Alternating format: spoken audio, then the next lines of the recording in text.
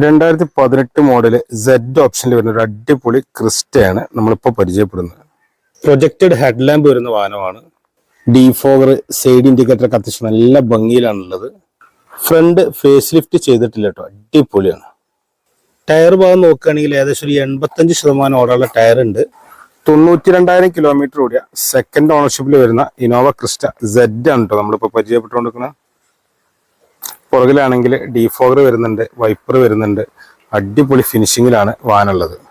പുറകിലെ സീറ്റൊക്കെ മടക്കി വെച്ച് നമുക്ക് അത്യാവശ്യം നല്ല ബൂട്ട് സ്പേസ് ഉണ്ടാക്കാൻ പറ്റും.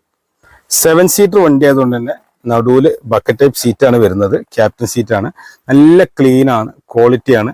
പിന്നെ സെഡ് ഓപ്ഷൻ ആയതുകൊണ്ട് ഒരുപാട് എക്സ്ട്രാ ഫിറ്റിംഗ്സ് കാര്യങ്ങളൊക്കെ വരുന്നുണ്ട്. ഡീസൽ മാനുവലിൽ വരുന്ന AC, power steering, 4 power window, central lock, height adjustable seat തുടങ്ങി push button start, keyless entry, reverse camera തുടങ്ങി ഒരുപാട് ഫീച്ചേഴ്സ് ഉള്ള വാഹനമാണ്. അപ്പോൾ ഒരു വാഹനത്തെ പറ്റി കൂടുതൽ